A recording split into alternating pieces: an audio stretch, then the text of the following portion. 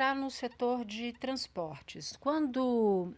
Sempre que se fala em tarifa de ônibus, os candidatos falam coisas muito distintas.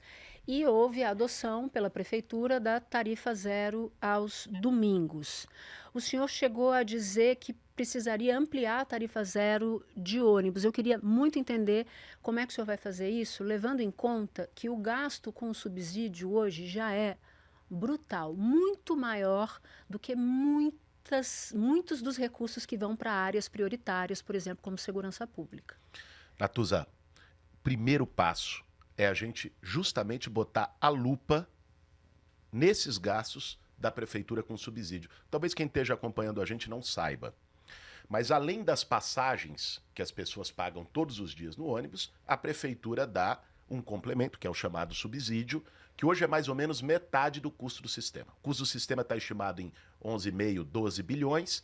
O subsídio chegou ano passado a quase 6 bilhões de reais. Ou seja, a prefeitura paga além. O critério deste pagamento não tem seguido o contrato. Eles criaram uma fase de transição para que as empresas recebam mais do que deveriam receber se o pagamento do subsídio fosse feito por viagens rodadas e não por número de passageiros. Para explicar isso, para ficar claro. O contrato anterior, o pagamento era por número de passageiros do subsídio. Então, quanto mais a empresa carregava de passageiros, mais ela recebia de subsídio. Qual é o problema disso? O problema é que isso incentiva a empresa a superlotar ônibus. Se ela tinha lá uma linha que deveria passar de 10 em 10 minutos, ela tira, bota de 20 em 20, as pessoas esperam mais, vão superlotadas, e a empresa economiza um tanque de diesel, um carro, um motorista e um cobrador. Isso se fazia aqui em São Paulo de maneira sistemática.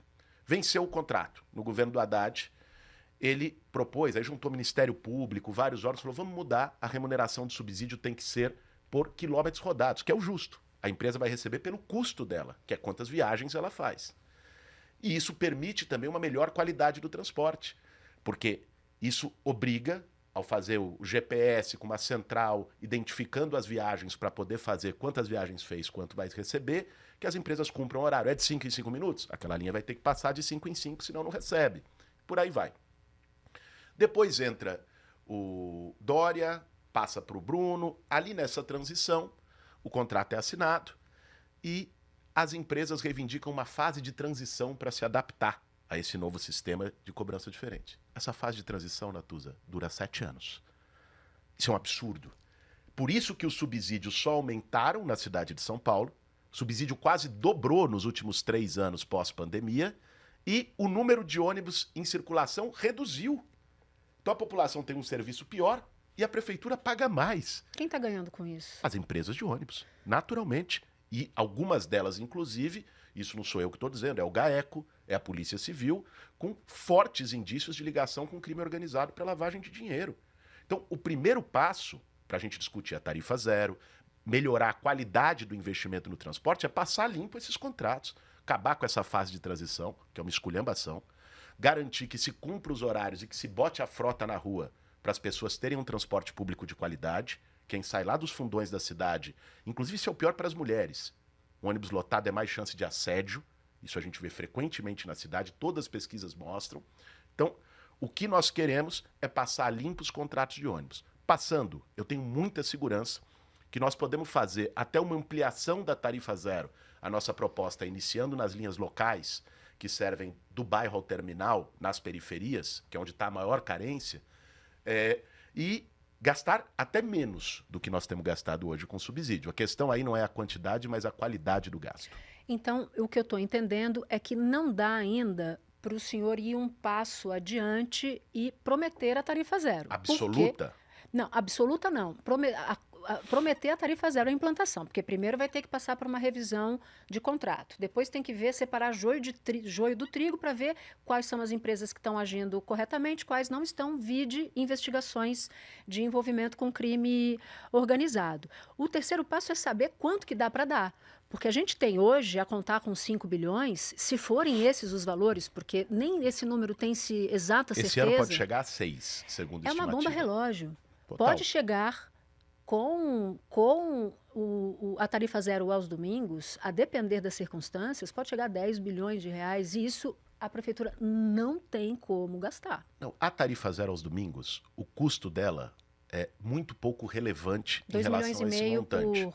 É pouco relevante no montante que nós estamos falando de quase 6 bi ano. Né? Até porque a tarifa zero que foi implementada por essa gestão é tarifa zero com ônibus zero, Natuza. Esse é o problema. Botou a tarifa zero e as pessoas estão esperando 1 hora, às vezes mais, para pegar o ônibus, porque tirou frota de circulação com exigência das empresas para gastarem menos. Isso nós vamos rever também. É possível ampliar a tarifa zero.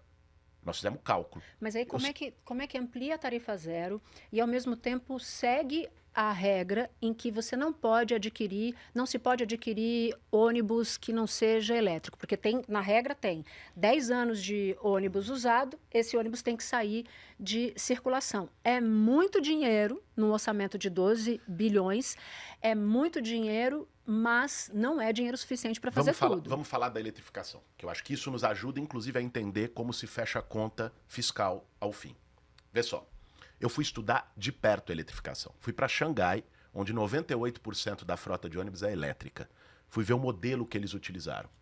Conversei com vários atores do processo de eletrificação da frota. O que é eletrificação? Para quem está acompanhando aqui o nosso bate-papo. Ó, a eletrificação ela tem várias vantagens. Primeira vantagem, logicamente, sustentabilidade, zero emissão de carbono. Segunda vantagem, é um ônibus mais confortável, não tem a poluição sonora. Quem anda de ônibus sabe, pega aqueles ônibus velhos, quando o motorista acelera, é aquela barulheira, a pessoa já fica... Ele é muito melhor, mas tem mais conforto. E o terceiro tem uma vantagem econômica.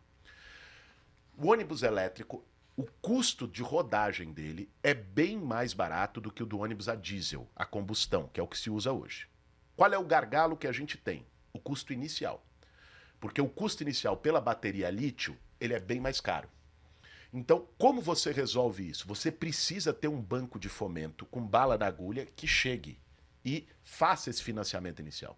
Por isso que eu, inclusive, fui com alguns operadores do sistema de transporte de São Paulo conversar com o BNDES. Tive uma reunião com a Luiz Mercadante, faz alguns meses, para discutir um projeto de financiamento de ônibus elétrico. A prefeitura sozinha não tem como bancar. Tem que vir um financiamento do governo federal. No fim do dia, a eletrificação, e aqui faço só uma ressalva, pode ser elétrico ou híbrido. O híbrido, por quê? O problema que nós temos para o elétrico é que ele precisa de pontos de recarga muito potentes. Precisaria fazer subestações nas garagens de ônibus para fazer a recarga durante a noite. E isso pode gerar uma dificuldade de implementação operacional muito grande. O atual prefeito tinha a meta de fazer 2.000 ônibus elétricos, não fez 200 em 4 anos. Então, para que a gente possa avançar, precisa ser com plano, etapas e seriedade. E isso, no fim do dia, barateia o custo do sistema e pode permitir a gente avançar ainda mais rápido para a tarifa zero.